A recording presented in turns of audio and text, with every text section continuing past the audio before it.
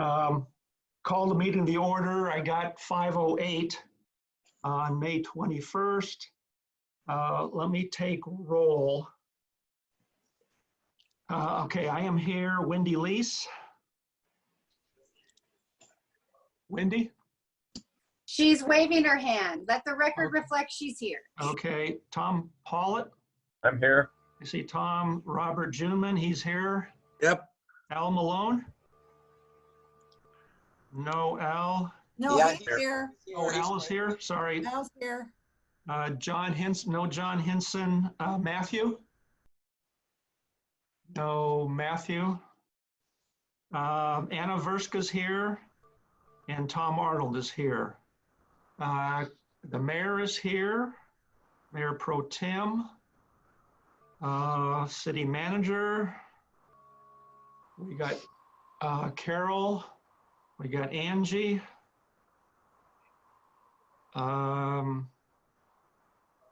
Raja and Jennifer. Is Jennifer King on? Yes, I'm here. Okay, thank you.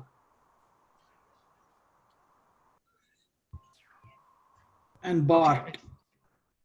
Okay, I think we're good to go. Angie asked me to acknowledge we have one public comment that was sent through email. Angie sent that out just an hour ago or so from a resident making a comment on the budget. And then, so I hope most of the, I guess that should be in all your in baskets if you haven't read it already. And then, Angie, you mentioned there was one phoned in, I guess, comment, I guess? Yes, correct. I have that to play. Okay. Okay. Hopefully you can hear. And express my concerns for the financial future of our city. I know that we have serious pending litigation, possible litigation with the commercial landlords that if they prevail could cost the city tens of millions of dollars. We also heard in Tuesday's meeting the irresponsible attempt to neuter Measure Y, especially in this time of important pandemic and COVID-19 decisions. It seems to be not particularly relevant unless it's being done to give special treatment again to One Metro West. The polling expenses that they want to do with the community, the cost for the ballot issue, plus promoting the ballot issue, I think is really poor judgment in this time of financial hardship. And of course, we have the pending litigation with Chief Sharpnick for the illegal firing. I urge you to encourage the city manager to reevaluate some of the decisions regarding the relevancy of COVID-19 and our economy. It seems like there's been some poor triage and given some importance to items that have no benefit to the city, but to an individual. Thank you. Were you able to hear that? Yeah, I was. I hope everybody else was. Okay. I couldn't hear. I couldn't hear that. I'm just kidding. I'm just kidding. Send me a transcript. I'll try. It might be a little later. Okay. Okay. I think what I certainly want to turn it over to Lorianne and Carol, but I think what I'd like to do is once they make the presentations, is have the committee look at in particular some of the, I guess, decisions that need to be made vis-a-vis reserves and or deferring or how to fill the gaps, I guess, or deferring some expenses. Two I have, and one question I have is at the Tuesday council meeting, the financial presentation was made, and then there were recommendations.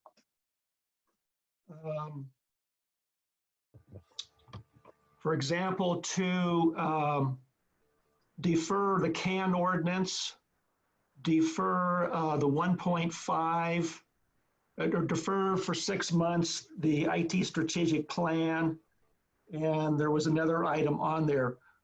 what I wasn't quite sure, was that voted on by the council, or that was just more of a kind of a, for your information and take it up at one of the June meetings? Can anybody comment on that? We did vote to direct the city manager to move forward with those items. With those items?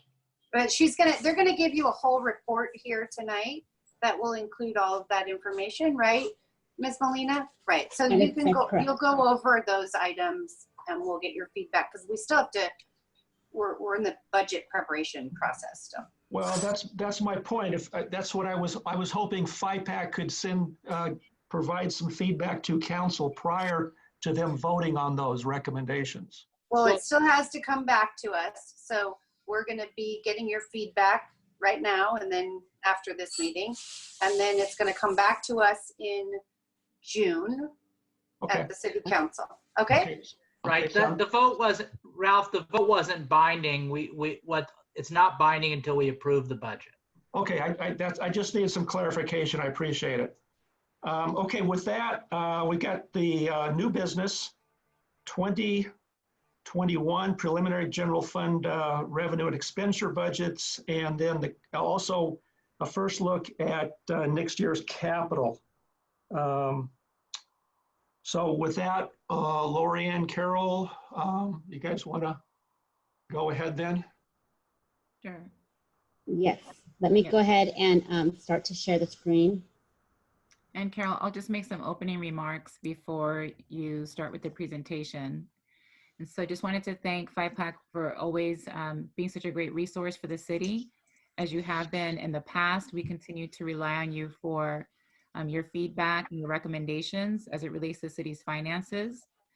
I'll just share with you that this budget development process is going to be different. And so I'm going to ask for your patience in advance because of the pandemic and the ensuing impacts to workload and just the fact that we basically had to set aside a budget that we had been developing for months, that we started to develop even while Kelly was at the city in December. And we were going along and it was going really well. We were meeting with departments on their recommendations and looking at the revenue and trying to put together a good budget that we would be bringing forward. And then in March, those plans just were basically upended entirely. And so, as you know, we're dealing with an unprecedented situation from not just an infectious disease and public health standpoint, but also from a fiscal standpoint. And even for someone like me who's been in finance for 30 years now and have worked for many cities and have dealt with many financial crises, if you will, Black Monday in 1987, the budget crisis and the financial issues that we faced with the bursting of the technology bubble, of course, 9/11, the Great Recession. This is completely unprecedented in its scope and also in the severity of the impact in such a short time frame, just from March to now, just in 3 months. And so it is unique, it is historic, and we don't have the typical 2 quarters of a recession and negative GDP that typically defines a recession as a backdrop upon which to make recommendations.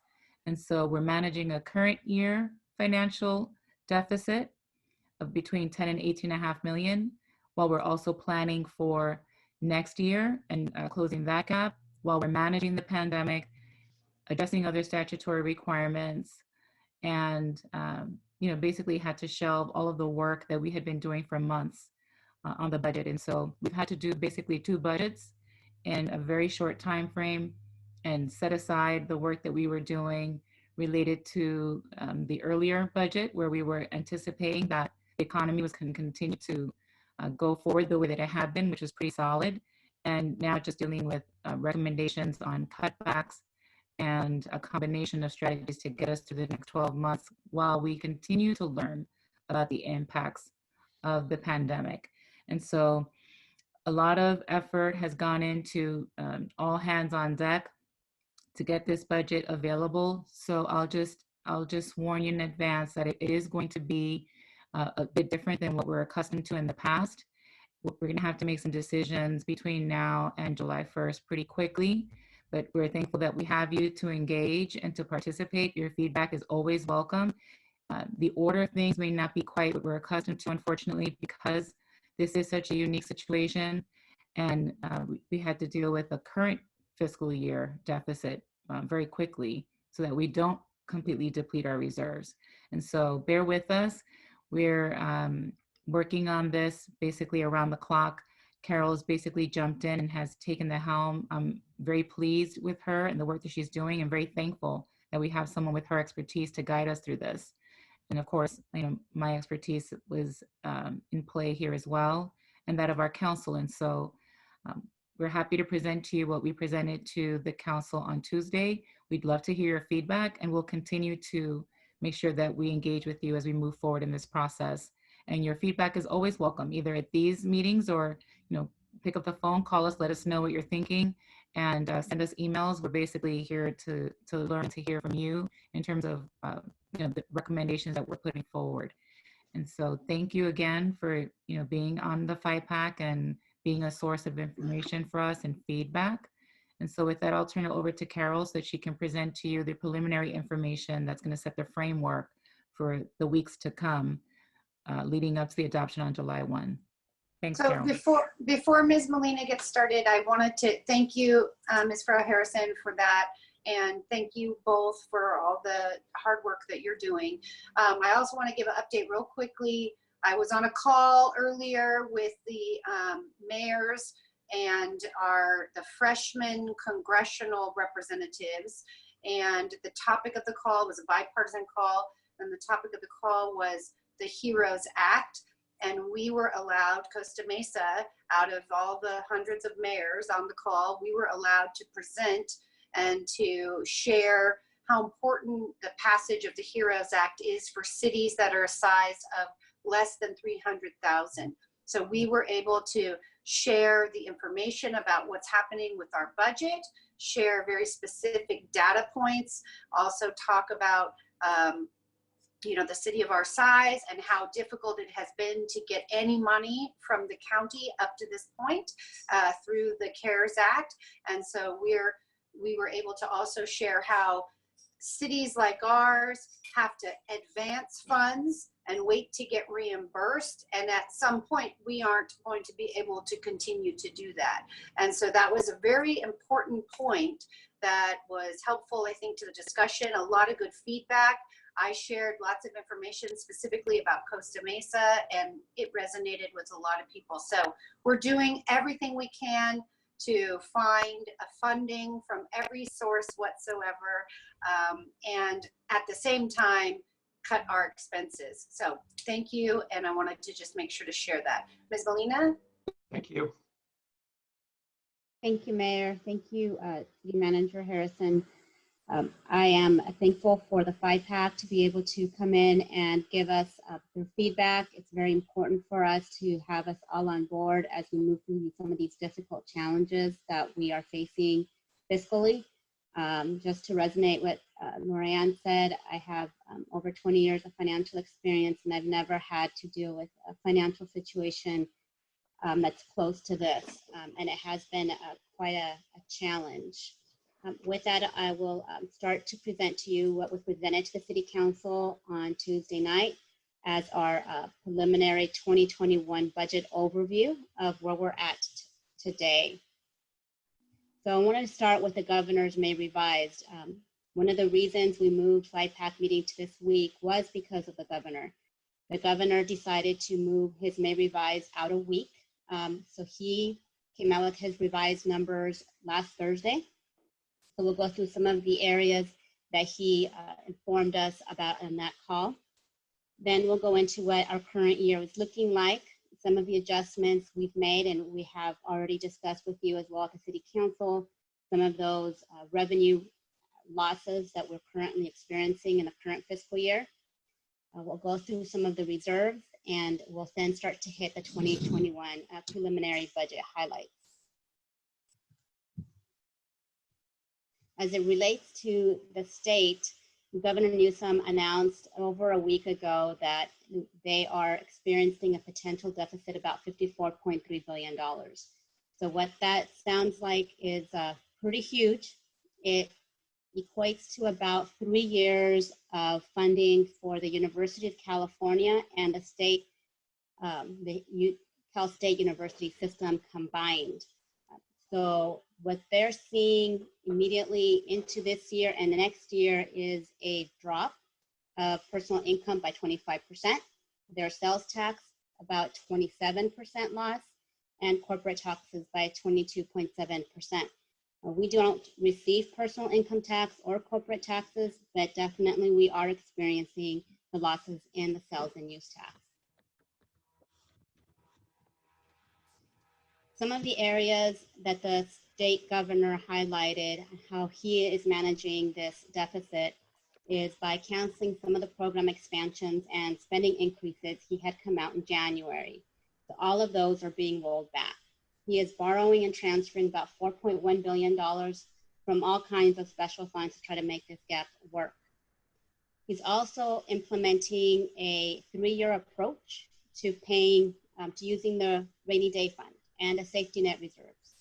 In the 2021 fiscal year, he's anticipating using $8.8 billion, but by the end of 3 years, he's anticipating to draw down the rainy day fund by about $16.2 billion. Currently in the state's rainy day fund, it's about $21 billion. So in 3 years' time, we will decimate that fund. He's also implementing a 5% reduction across all departments in the state. And he is also negotiating a state worker salary reduction by 10%. This kind of gives you an idea what United States Bureau of Economics and the State Department of Finance are looking as to how the economy is coming. It also provides us with a 20-year historical on the economy. So you can see here, even with the Great Recession, we were not seeing anywhere close to these numbers. Now, they're estimating about 26.5 drop in a very, very short period of time. We have never seen this historically.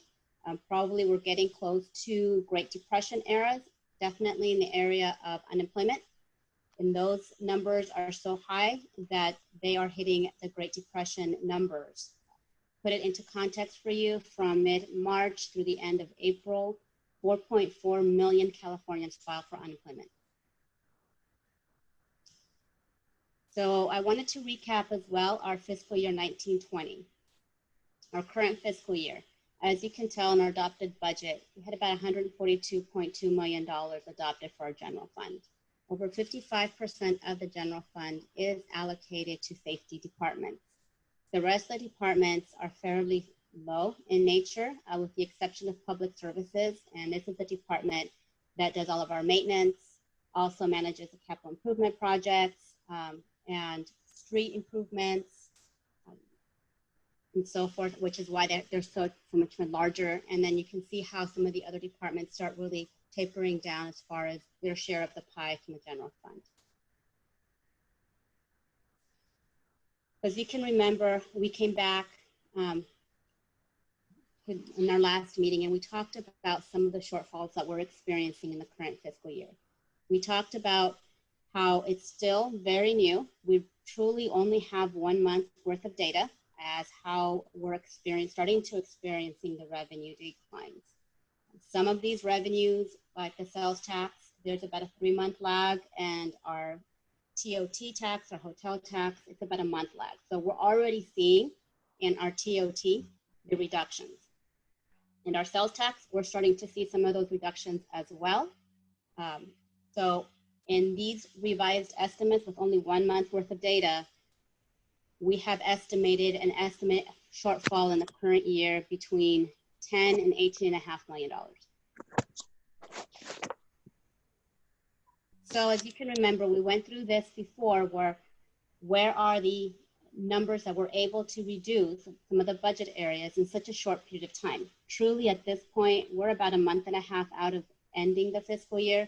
When we started this process towards the end of March, we immediately started to implement strong financial controls in the city's general fund to try to manage the impacts of the pandemic. So in Raja's area for public services, they identified $6 million of capital projects. We've eliminated the contingency fund. We took down all kinds of budgets, so travel, conferences, contracts that were not essential.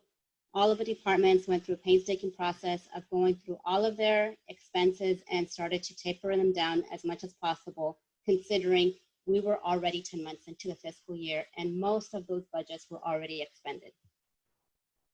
We have also taken the process of reducing our part-time. We did furlough 54, and we did have over 30 part-timers that went to 0 hours. This is a list of projects that came before you and the City Council that totaled to $6 million in the current fiscal year that were identified to either be deferred to a future year or that were completed. There was some dollars left, not too much, and in some other areas, we were able to move some of those projects into some of the other funds. So what if we had that $18.5 million shortfall, which is very possible at this point? Public Services identified additional $1 million in street capital projects to reduce. We talked about then started using the different categories of general fund reserves, such as the Section 115 trust, the economic reserves, and declared disaster reserves. This is what the general fund balance is looking like. So in 18-19, we ended the fiscal year with $53.3 million in reserves. If the $18.5 million reduction in the general fund in the current year is to occur, that would reduce our reserves by $7.5 million, bringing it down to $45.8 million by the end of this fiscal year. And then we'll go into these reserve categories in our other agenda item. As you can remember, last time when we came to you, there was a lot of discussions that we had about how to use the different categories of reserves. So I moved things a little bit around. I know that there was some discussions about not using Section 115 trust. I know we'll be talking about this further later today, but I did want to share that we did share with the council that there was some discussions and concerns about FiPAC, about some of the areas of the general fund reserve categories. And we'll come back to these as well. So for our 2021 preliminary general fund estimate. So we started in 1920, the adopted budget about $140.5 million in recurring revenues. We also had some one-times coming in to help the general fund balance. 1.1 from the capital fund and $500,000 for use of fund balance, for a total of $142.1 million of the general fund. And our preliminary estimates, we're seeing some of these revenues really take a big hit. We're estimating about $120.6 million in our general fund for our recurring. In our expenses, however, we do have some contractual obligations that we do have to increase, such as a pension obligation. So some of these expenses have brought up our general fund to about $150.4 million, resulting in a close to $30 million deficit for the 2021 year. As you can see, our recurring revenues, we're estimating 14% hit for a total revenue of 15.2 over the current adopted budget. So what are some of our highlights in our revenue that we started seeing as we started to prepare the 2021 budget in this pandemic? So we're seeing a decrease of $21.5 million from the prior year. Property tax, thankfully, the rolls were secured by the county back in January before the pandemic hit. So we are not expecting any impacts to the property tax as it relates to the values. We will most likely be seeing some of those impacts in 21-22 when the county comes back and reassesses this next January. Our transient occupancy tax. we're already seeing a pretty big decrease here. So we're estimating about 50% impact in our TOT. I did reach out to Travel Costa Mesa, and we had lengthy conversations about what they're seeing as well. We're pretty much on the same page. This is a good estimate to start going on with the TOT. If the economy starts opening up, it's going to take a while for the hotels to come back up with the travel and stay-at-home orders still in place. And in our sales tax, we're estimating our sales tax to be reduced by about 8.9 million or 15%. Again, in this category as well, I reached out to our consultant, HDL. We've had multiple hours and lengthy conversations about what this is going to be looking like for the city of Costa Mesa. We went through all the major categories, luxury items, cars, construction, and so forth. And we're pretty much at the same number right now. We're about $50 million in total sales tax to be anticipated in 2021. And then obviously, as a result of parks, concerts, and all of our summer programming and our development, we're starting to see some impacts there as well in the 2021 year. So we're estimating about a loss of 6.3 million or 8.8%. I do want to share with you, these are all preliminary numbers. I am sure they're going to be changing. We're constantly on top of these numbers, and we will be refining them as the fiscal year goes on. As I'm sure you could understand, with only 1 month worth of data and a lot of analysis going behind all of the moving parts, these numbers will definitely be changing. For our general fund overview, what's in our expenditure side? So we do have fixed expenses in here. Like I've mentioned, we have our pension obligation. We also have an election in November that we do have to pay for. And we're hoping, which council did pass and gave us direction to continue the waiver of the CAD ordinance. So that would bring only $2.2 million to help for the capital projects. Now, in this particular category, we do have maintenance of effort requirements in order to maintain some of our other funds revenues. For example, our gas tax or Measure M, we have to dedicate a certain percentage of our general fund to capital projects. This ensures we still maintain our maintenance of effort. However, anything going below this will jeopardize maintenance of efforts and can potentially jeopardize millions of dollars in other funds. We're also recommending to contribute half of the information technology replacement fund that would have been. So as you can remember, just short couple months ago, we adopted a change to our CAD ordinance. We went from 6.5% of our general fund revenues for our capital. We changed that to 5% and changed that 1.5% instead of capital to our IT to help start funding some much needed software programming and technology updates. That would have put $1.8 million into the information technology replacement fund. We're recommending to postpone for 6 months so we can have a better idea of how these revenues are coming in, how the economy starts to open up, and what those impacts are going to be on our revenues, so we can start definitely starting a process into upgrading some of our technology. We're still estimating our strong financial emergency reserves of $45.8 million, assuming we do hit that $18.5 million deficit in the current fiscal year. There are no other reductions in the budget at this point.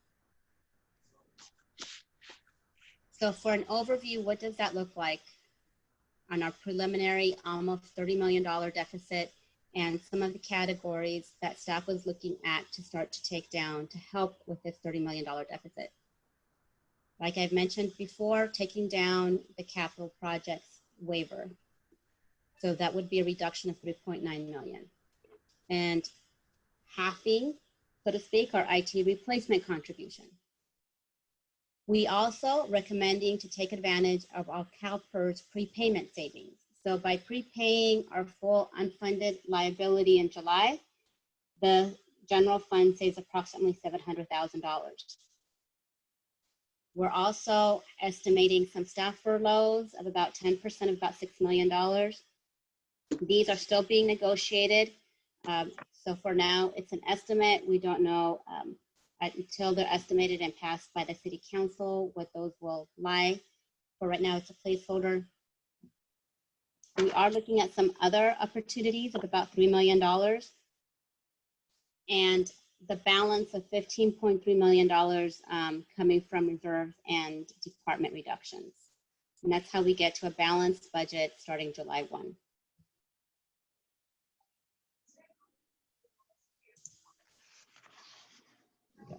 So for our department reduction scenarios, we gave the departments a 5, 10, 15% scenario to work with. So for the city manager's office, you can say it goes from $500,000 to $2.5 million. But you can see from the subtotal for all of these departments, 5% is $6.5 million to $19.3 million of a reduction for the city departments. That's quite a task they've been undertaking. We have been meeting with all of the departments, and we continue to meet with them and all of their recommendations on how to take down their budgets with these different scenarios. We are hoping to be wrapping this part of it up in the next few days to be able to get back to a balanced budget. Did want to share with you one more time, and we probably will be bringing this back later today, our estimated fund balance, assuming the $18.5 million shortfall is in the current year. We would end with $45.8 million in our general fund reserves. Again, I can't stress this enough. These are all estimates. We will not know until December what the fiscal year truly ended. We'll have some indication as September, October roll around. We have some accruals that we take into during the summer. We have revenues and expenses that still need to get posted back. It's an accounting rules that we must adhere to. We do have auditors that will be coming in and taking a look, and that does take some time. The CAFR is expected to come out in late December, sometimes early January. And when those numbers and the auditors move around and start requesting some movements, that's when we will know exactly how much the general fund was impacted by this pandemic for 1920. So for a calendar looking forward, a preliminary calendar, as I mentioned on Tuesday night, we took the preliminary budget estimates to the City Council. On Tuesday, next Tuesday, we're hoping to provide an overview of the CIP. On June 2nd, we will be coming forth to the City Council. Now, we do not expect the City Council to be adopting the budget at this time. However, we are expecting to have a balanced budget for them to start to deliberate upon. We are expecting a study session on June 9th to continue to deliberate some of these reductions with a June 16th potential adoption date. And July 1, we will start the fiscal year. With that, I will open it up to questions. Yeah, why don't we do it like we did last time, is just go in alphabetical order. I've got some questions, but I'll let everybody else ask. Why don't you go ahead, Anna? Alphabetical order, first name here. Oh, okay. Can you hear me? Yep.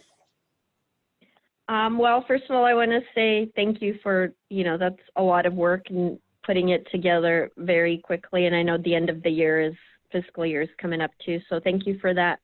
My comment would be that I feel like some of the estimates are too optimistic. And I just think that if we do end up facing a greater shortfall, we should be prepared for really all the worst case scenarios and then go from that point to be prepared for the worst. And then, hopefully it will be way better than that.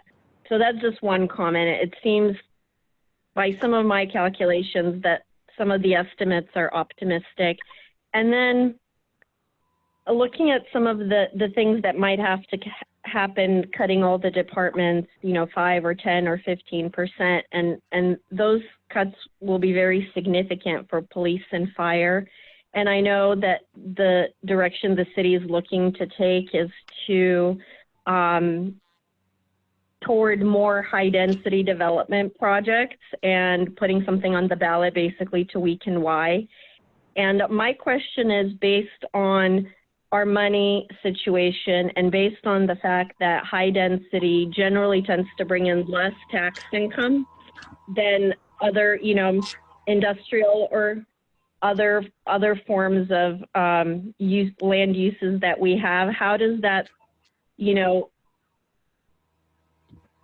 measure with our current fiscal situation going forward, where we probably going to have to be cutting staffing for a while, not just for a year, and then it'll take a while to come back up and build up the city. So I guess those are my 2 comments. Thank you. Okay, thank you. Tom, what do we got here? On to Tom Arnold.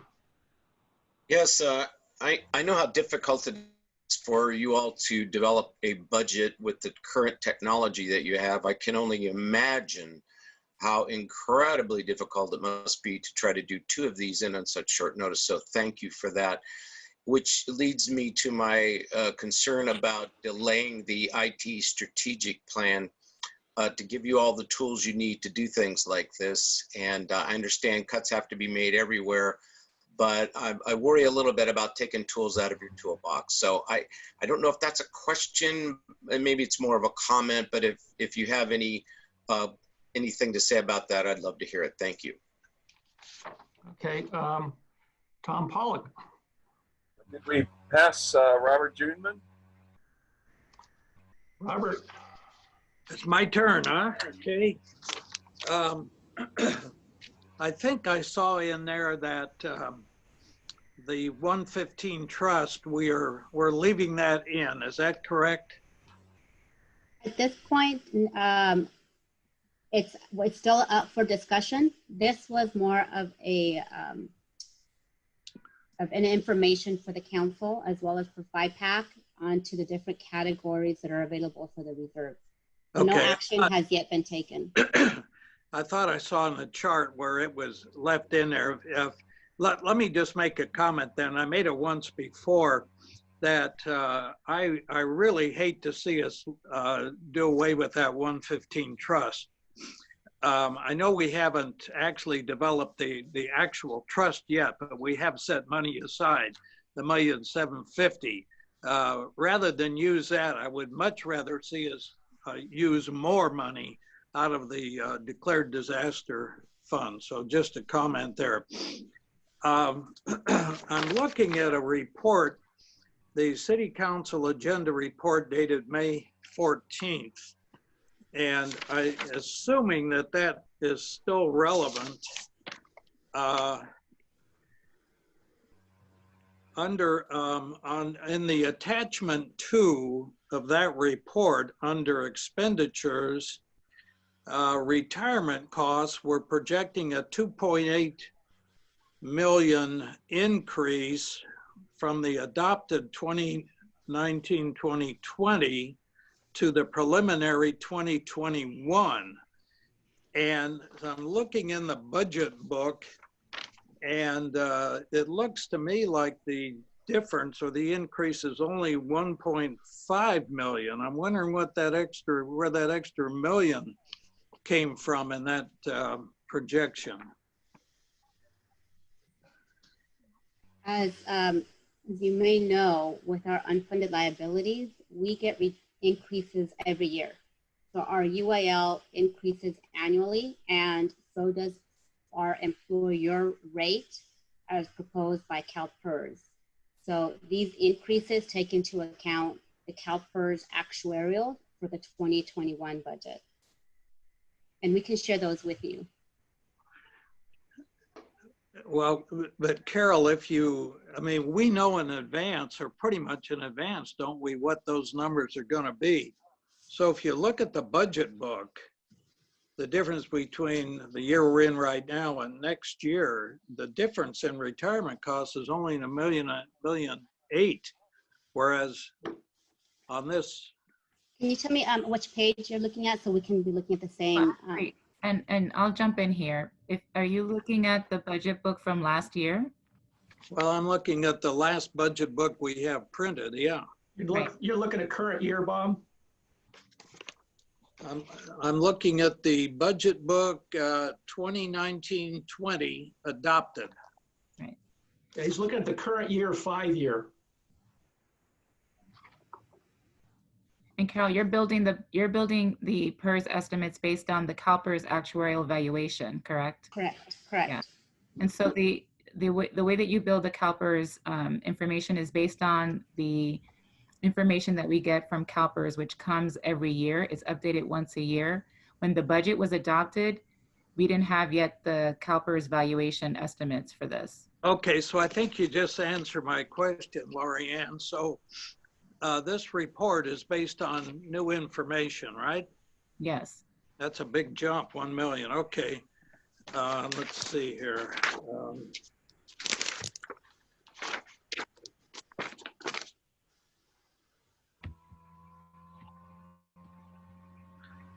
I believe that's all the questions I have. Thank you very much. And let me add my thanks to all the hard work you guys are all doing.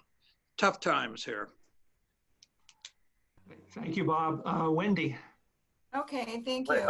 Hey, Ralph, I had a couple questions. I'm Oh, sorry. I thought you, oh, okay, Tom. Yeah, I was just kind of curious. The last recession, we had some cash flow problems. Do you perceive any cash flow problems as revenues come in at certain times of the year and we don't have it in other times of the year? So did you want to take that, Carol? I can take that. As you may remember, these general fund reserves were initially set up in 91, but in 2011, they were really enhanced in 2011, and particularly it was because of that issue. So I went back and I sent some documentation earlier, I think through Angie, on some of the historical, you'll see in 2011, there was an increase in our reserves balance, and that's when the declared disasters was included, the 14 million.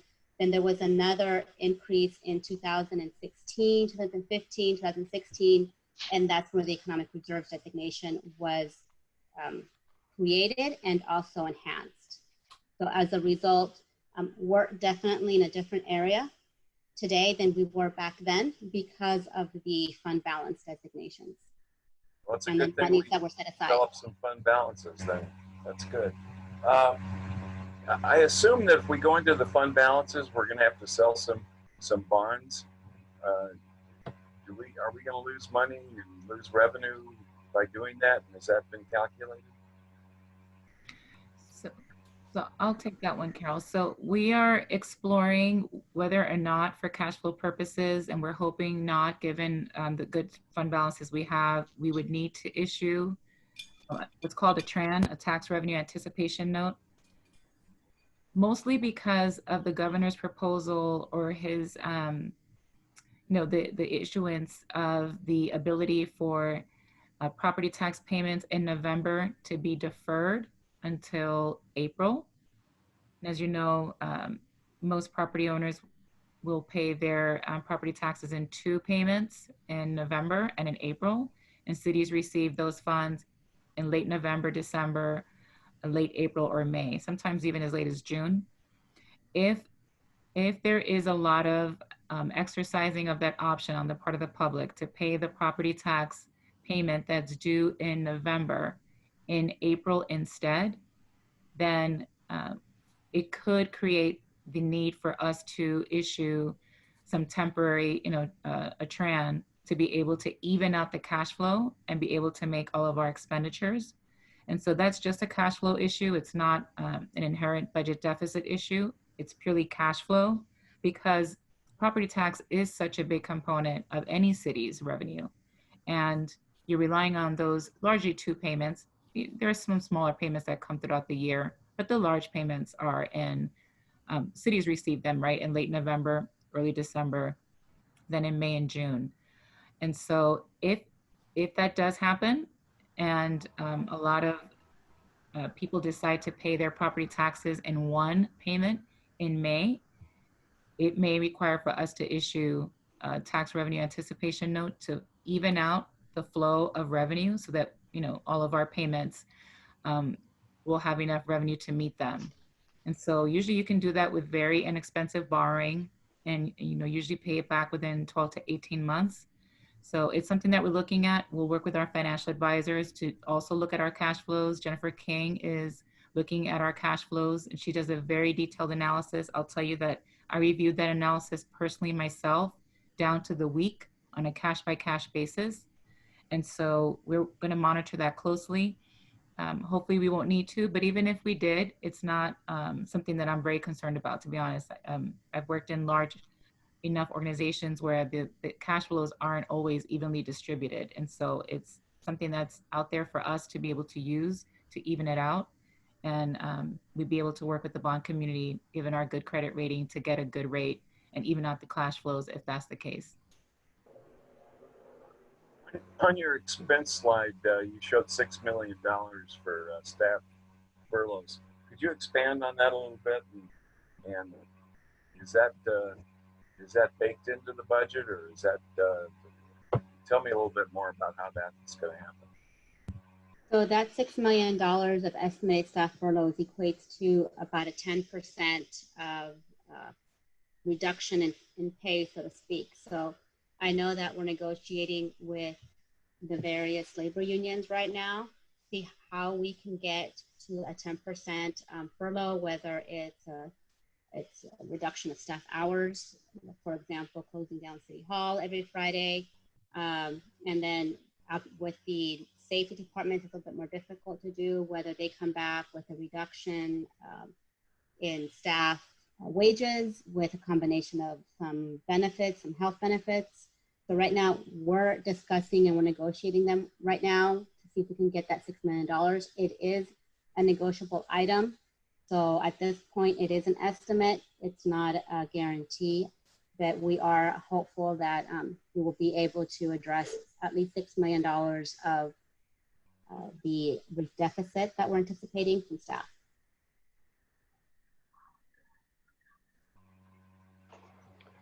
Yeah, my only concern is that we had an $8 million hole to start with, or a $10 million hole to start with this year, and then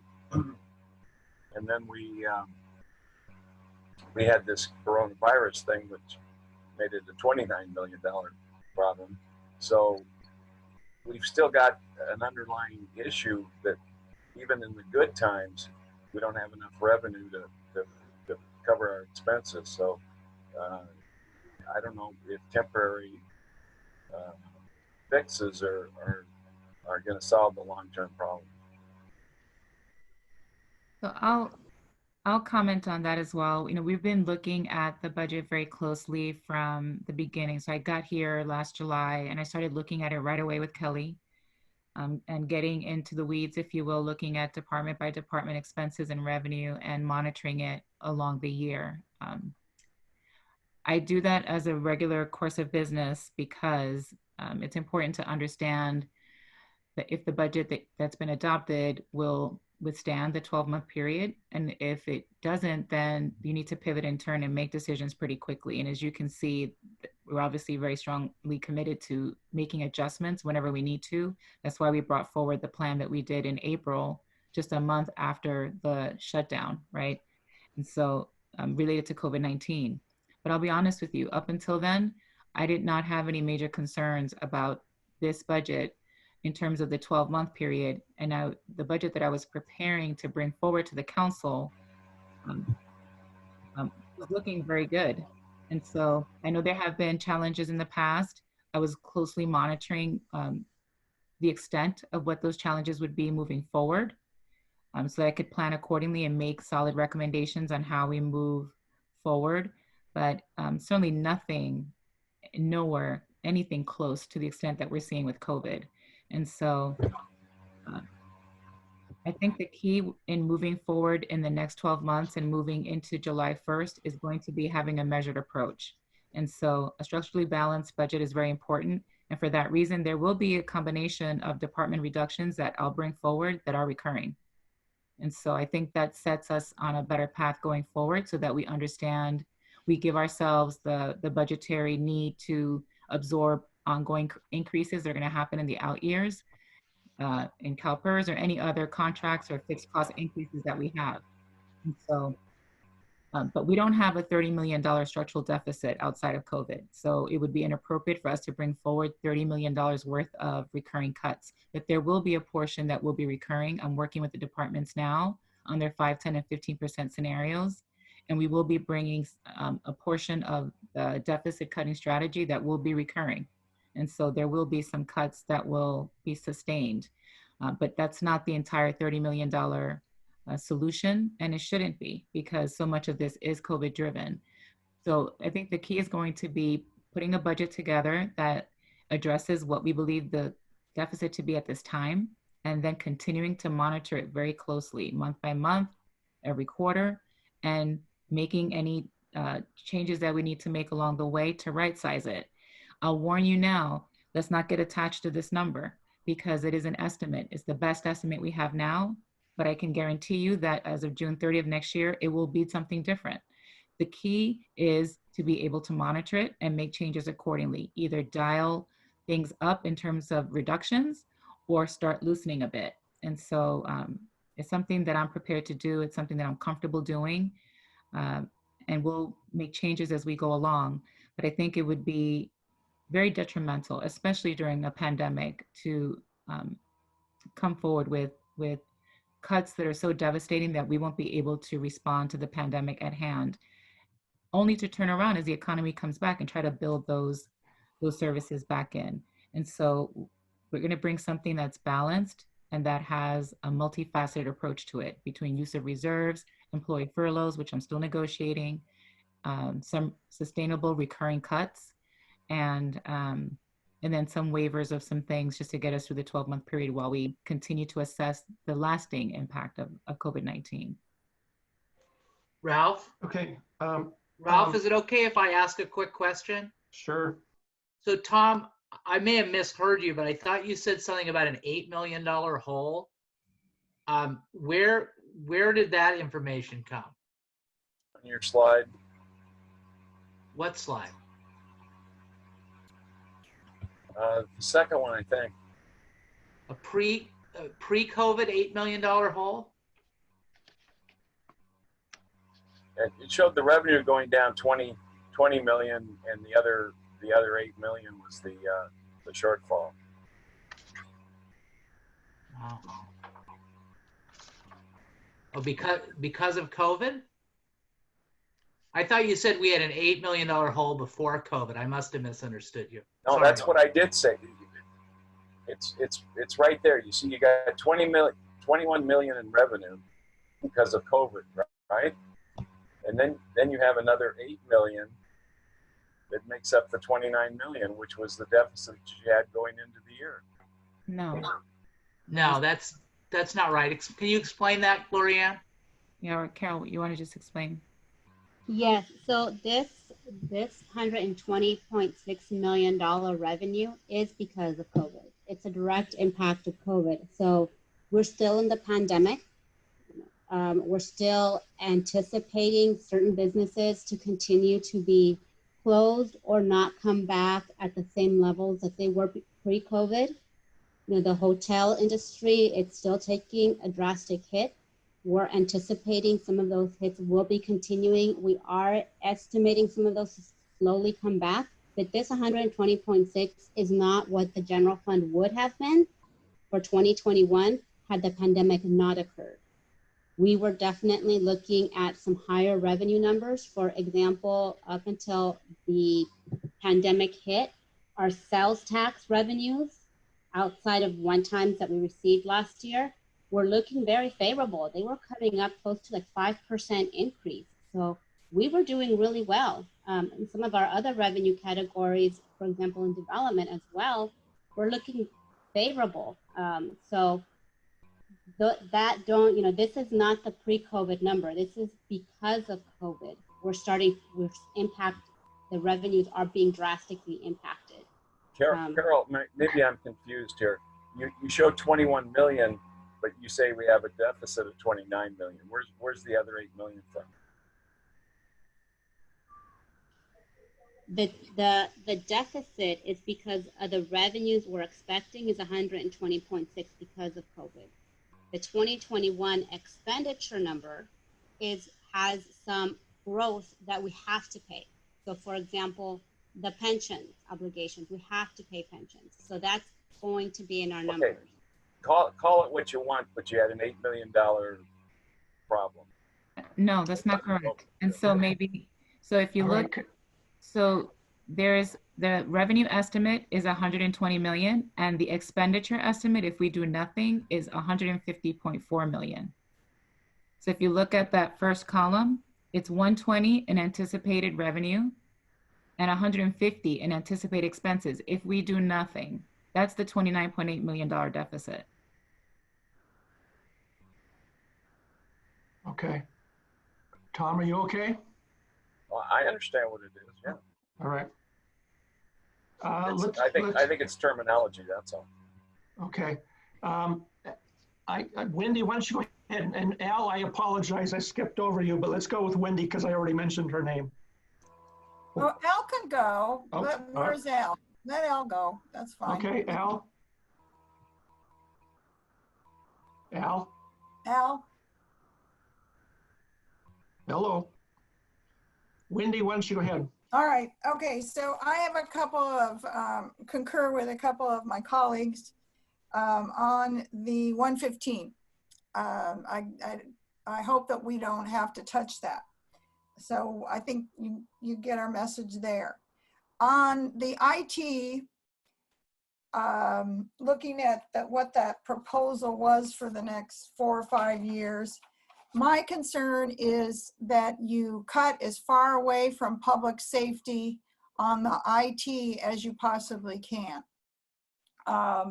Whatever, was proposed, whether it was a mobile data computer, or if it was for anything for fire, that really, I think we're, like you said, city manager the other night, that we're like in a dinosaur age. When you came to Costa Mesa, there were so much, we were behind in IT, that if it's all possible not to have to cut that for our employees. And that kind of goes into my next point. You talked the other night at the city council meeting, you mentioned today that you're working with each department on 5, 10, or 15%. So that would be new, in other words, new adjustments that that would be in addition to, that would be solving the problem. In other words, where each department can cut back a certain percentage. Is that correct? That's correct. Okay. Have we issued, going back to the recession, we did issue layoff notices, unfortunately, that were necessary. Have we issued any actual layoff notices? You mentioned the furloughs and the 0 hours, but are there any positions that really through this are not necessary? That's a good question. So I'll tell you that we've issued layoff notices to 54 part-time employees. And so they were laid off in April. So we did lay off 54 of our Parks and Community Services staff, which was very difficult. But we did that because our parks programming won't be robust this year due to the pandemic. We also furloughed down to 0 hours an additional 38 part-time employees already. And so we've already taken significant steps to reduce basically 80 employees down to basically 0 hours, either through a layoff or a furlough. I do not plan on issuing layoffs to the employees for a variety of reasons. First, I'm trying to negotiate the employee furloughs that, if I can achieve, would save the city $6 million. It would be a 10% cut in pay.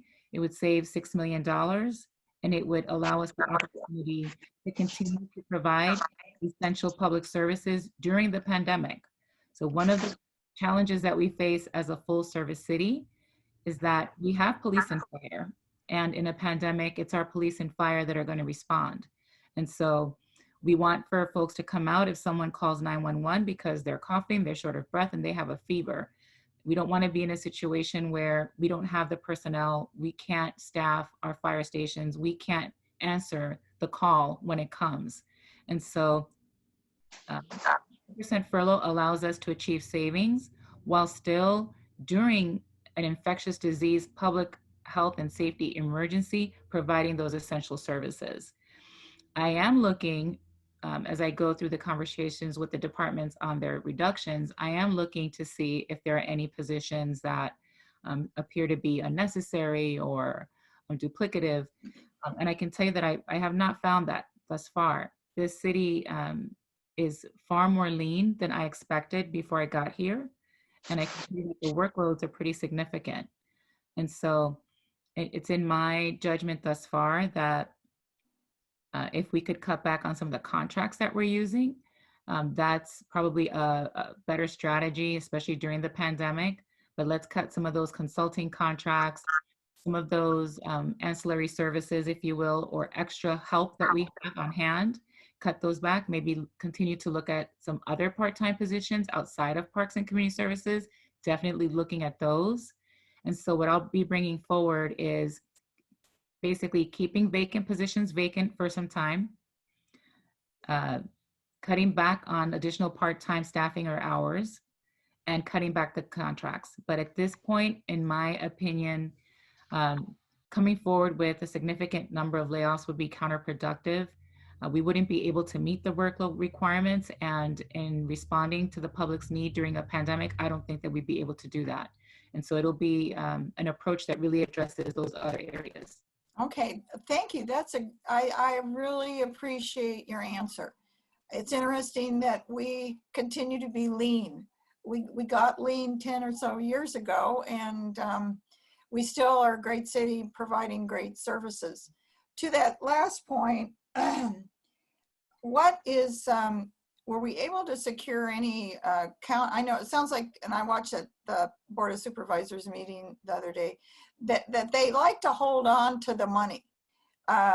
Maybe it's a form of hoarding, that they get grants for homeless projects, and now they got the CARES money, and they just can't quite let go of it. So were we able to, with Susan, able to get any more funding for our homeless shelter, either the temporary one or the one that's in progress over on Airway? What's the status on that? So yeah, thanks for asking that. Susan Price is a gem, and I was very happy when I was able to co-opt her from the county and bring her to Costa Mesa for sure, because her relationships, her knowledge of homeless services funding has been really crucial for us, and just perfect timing for us to be dealing with these issues. She's absolutely working with the county on securing additional funding for us. I don't want to make any promises because those discussions and negotiations are still underway. There was a request for information process that we submitted an application in, and a request for $3 million in funding, so that we could finally get some funding from the county to assist with our homeless shelter. And so we're hoping that that'll come through. We also requested some money for operational costs. And so those discussions are still underway. I'm hopeful that we'll be able to secure something, and in the budget, we'll have an estimate in there of what we think we might be able to receive. At this time, it's not absolute, but it's looking good, and I'm hoping that through our continued dialogue, we'll be able to wrestle several million away from the county for sure. That's the hope. And so far, we're headed down that. There's always hope. And I am proud of you for being the head of the city managers group. And I hope that within that group that you can help the supervisors to understand that cities are responsible for spending the money, and that in the next week or so, they come up with some kind of, general guidelines for the cities, so that can be used for what, and that, have you added that in, or is it all kind of, since it's so tentative, you haven't even figured in any money that we might get from the CARES Act through the county? That's correct. We're being ultra conservative and addressing the issues without that. But if we were able to get that, then it would really help more in the current fiscal year with expenses that we've already incurred, approximately $1 million. So that'll help to reduce the need for dipping into reserves for the current fiscal year, primarily, but it could also help all the way through December. Right, okay, good. All right, thank you. That's all I have. Thank you very much. Thank you, Wendy. Al, are you there? I guess not. Okay, a couple questions. I appreciate Carol. First of all, thank you, Lori, Ann, Carol, the entire staff. I know everybody's working on the budget, working it very hard. And like you said, you're doing it in record time here, a very short time frame. Also want to share or thank Carol and Angie and Dane for setting up this meeting. I know it's always kind of a hassle to set up the meetings, especially with a lot of people. So thank you, everybody. I appreciate Carol revising or showing the second chart. A number of us at our last meeting. Can you hear me at all? Al, is that you? Yeah, I've been trying to get through and I can't. Can you hear me? Can hear you now. Can I have my minute? You can have your minute. Thank you. Okay, I have some general comments. I look at all these projects, capital improvement projects that are being pushed forward into the future, and I don't see where any of them are going to be happening. I mean, it appears you're going to use the emergency reserves, that portion of the reserves. Is there any plan to restore those reserves? Or are we going to be going naked into future years? And is there, to me, it seems to me, in the absence of a bailout from the feds, the county, the state, or major concessions by the employee associations, I don't see any of these projects happening. On Tuesday night, I proposed that can we do a bond issue, not for recurring expenses, but to do these improvements that are being pushed forward for many years to come. Even if the pandemic is restored, I don't see any signs of structural redoing here. Getting rid of part-time people is not structural. Okay, you're gonna have to dig in and figure out a way to where the revenues match the expenses, as opposed to a $10 million being in the hole going forward, even after the pandemic. What am I missing here? Can we do a bond issue for 20 million or 15 or 20 or 25 million to get all these parks and all these wonderful projects that we want to do, some more important than others? If we can we get on the ballot, and can we make that happen? Second, is there any intention of restoring those reserves, the emergency reserves? Specifically, on the mobile station, is that still going to happen? That $1.5 million, I spoke very strongly for it. In lieu of the pandemic, I don't think it's a high priority. Also, we had an energy czar that we hired. Is that position being eliminated?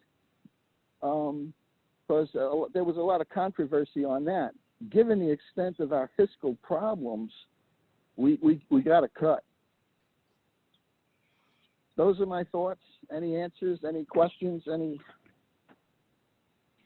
Yeah, I have some comments, and I'm sure Carol does too. So I'll mention the bond first. We can let's talk about that. So a bond for capital is a great idea. It's something that I've worked on in the past. The key with a capital projects bond is having the funds, the discretionary funding available in your budget to pay off the debt. And so for a $30 million capital improvement bond for a variety of different projects, typically you're going to need in the realm of $2 million to $2.5 million a year in recurring revenue to pay that off. And so it's something that I've done in the past. It's something that works well, but typically it's not going to work well in the middle of a financial crisis, because until the financial crisis is over, you don't really know the extent of it. And so it would be difficult to put something like that forward. The bond community, yeah, I think it's something that we can definitely look for. You've added an annual. You have to have a plan to pay it off annually, and we're not in a position to do that, right? Not at this time. So that's off the table right now, right? I'm optimistic about it. For the bond community, I think it would be difficult for them to embrace it because, they're looking for, stable estimates and numbers and ability to pay. And so I think it'd be key for us to do that in the future. But it'd be a tough thing to sell, right? Even if we wanted it to be a tough project to sell, right? Yes, it would be very tough, especially now, for sure. In terms of building back reserves over time, that's always a good goal. And it's something that I think we could all rally behind and plan for the future. I mean, it's, again, something that done in the past. In Huntington, I was, between Carol and I working together on the budget there for 10 years, we were able to increase reserves in Huntington by over 10 million. And so in a 10-year period. But again, it's something that's done slowly over time with a lot more stability going on in the markets, in the economic base, and seeing that consistency and repetition going forward. The use of one-time funds is great for that. And so, when you get a one-time windfall, setting that aside and starting to build up the reserves for a rainy day. It's what obviously Costa Mesa has done in the past, because we have now this declared disaster reserve that we can tap into right at the very moment that we have a declared disaster, and the worst disaster any of us have ever encountered. And so I think that's a good plan. Things get better. Can you speak to possible concessions from the employee associations, or is that inappropriate in this meeting? Well, I can share with you what I've already discussed with them, which is, a topic of conversation that I've already covered in open session. I am not asking for concessions on anything outside of these employee furloughs at this time. And so I think right now, in some contracts, we're in the middle of them. In other contracts, they'll be expiring June 30th. We were in the middle of other negotiations, and those were all put on hold because we have a change in circumstances, and we can do that legally because of the change in circumstances. However, right now, what I am seeking from them, and it will be no easy task, is the employee furloughs, the 10% furloughs. And so I will be working with them on that and hoping that we can achieve that so that we can get through this next year. And I think in 12 months, we'll have more information about what is the recurring nature of the economic crisis. Is the 10% furlough across the board? I'm asking for 10% from every bargaining group. Now, how that 10% across everybody. And so how that 10% actually gets applied will be different. For those folks who are in City Hall, it could mean every Friday off, right? 10% cut in hours, 10% cut in pay. But for some of the other groups, and especially public safety, there are different considerations there. It could be you have to adjust to each area, right, each department, right. And it'll be tailor-made. And I'll tell you this: I am so proud to be working with the team that we have in Costa Mesa. These are some of the most dedicated and hardworking employees. I have heard no complaints during this pandemic of workload, and they are working around the clock. It is not uncommon to get an email at 3 o'clock in the morning, at 1 o'clock in the morning from staff, following up on something or asking a question or being creative, and working on the weekends has become the norm. And so it's a tough ask for me to make. And I don't come to them lightly with that, because I understand how much harder they're working and just how much more difficult this situation is. And so I'm hoping to get there. There are no guarantees. If I can't get there, I would be bringing back a second round of cuts. But I'm hoping that they understand the shared sacrifice and the need for us to be able to still continue providing critical and core services during this time. Yeah. Is that mobile station going forward, or is that on hold? That's on hold. Okay. That was leasing, right? And that specific position for energy, is that position going to be eliminated? I will not be bringing that forward for elimination.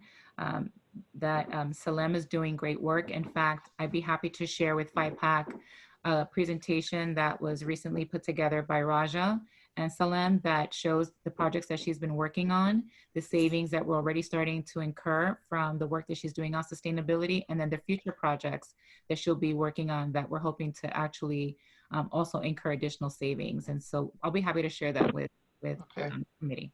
Okay. So my last question is, just one more. What's your prognosis for these future capital improvements actually happening in those years?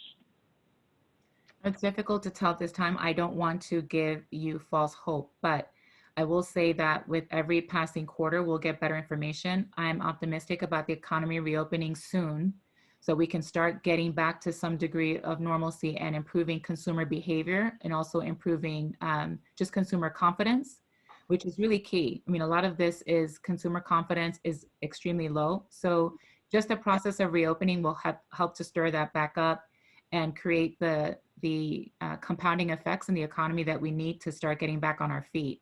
And so the intent is not for this to be a permanent reduction in capital projects. It is to allow us the breathing room to get through this unprecedented time and this precipitous decline in the economy, and then eventually start building it back. I thank you for your answers to my questions. I'm done. Thank you. Okay, thanks. Okay, yeah, because it's 6:25, we still want to take a look at capital with Raja and Jennifer. Quick ones here. I noticed, like I started to say, that Carol adjusted that reserve page. At our last meeting, a number of us commented about not using the 115 trust.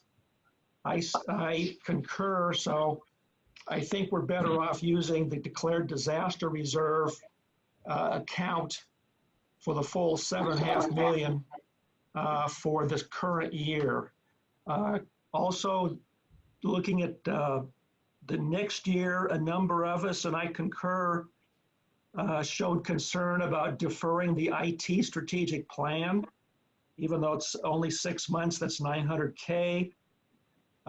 For my way of thinking, there's a high risk that the city has continuing to use those systems. If one of those things blows up, one system blows up, there's going to be hell to pay. There's going to be a lot of problems. So I would suggest not deferring that. I think that $900K is more importantly spent on IT and not something else that would replace it. So it sounds like there's enough cash flow to make the advance payment to CalPERS then in July for the $700K? In July, yes. Okay, but then you're looking at a potential problem maybe in later November timeframe if property taxes don't come in. If individuals choose to pay their property tax in April or May, in April instead, the entire payment. Okay, I'm looking at one of the charts here. No increases in citywide headcount. No increases in what does that mean? For example, the last vacancy report, headcount report, showed 50 vacancies. So I think the city's got approximately 450 full-time equivalents. If the city ends the year June 30th at 450, does that mean you're not going to grow that 450 number or whatever the number is? Correct. At this point, we are not adding to the table of organization. We are funding all positions. Part of the department reduction categories is what Lorianne mentioned, potentially defunding vacant positions, not filling them, capturing savings that way. Okay, could you, for when you present to council, could you have a list or a schedule that shows headcount? Yes. The actual number? I think it's important that council know what the actual headcount is and what's being budgeted. And with,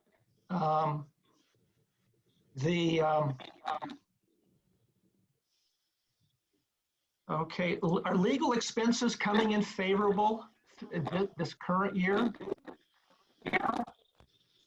You know, because we still have the $2 million in reserves for self-insurance, which is primarily legal. Well, that $2 million in the reserves is for claims, like workers' comp or general liability claims. There is about $1.5 million in the department for litigation, and so far that's looking okay. I haven't seen any issues with that category. Okay. Is there any thought, and this would not be probably for next year, but more long term. And we use the term, and it was used here tonight, structural deficit. And Bob brought up pensions. Last year's or the current year five-year forecast at a $1.8 million increase in pensions. Looks like that's grown to $2.8 million increase. You know, CalPERS did not meet their bogey last year. They're not going to meet it this year. I think I'm safe in saying because of COVID.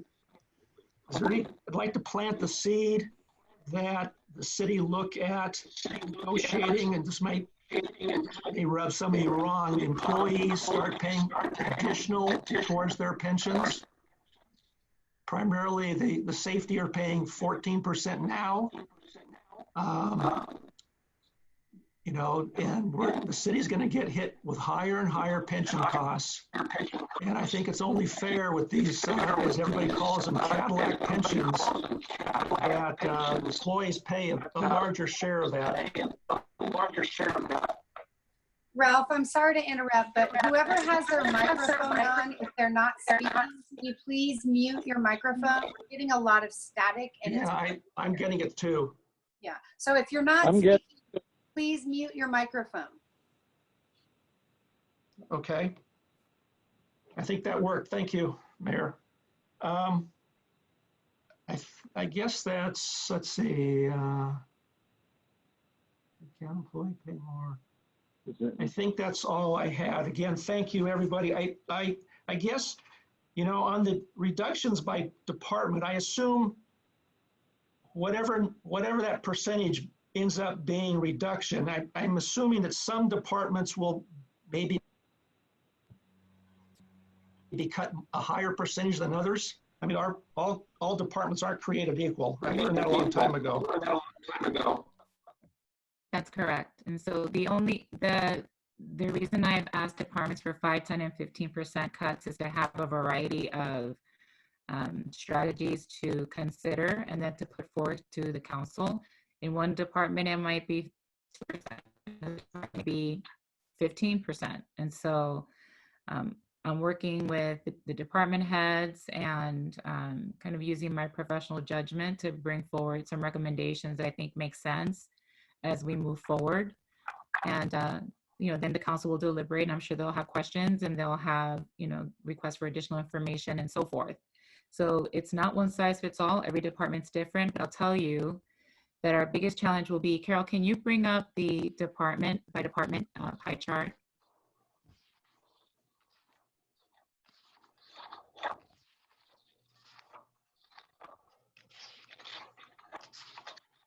This is the one that you wanted, Lorianne.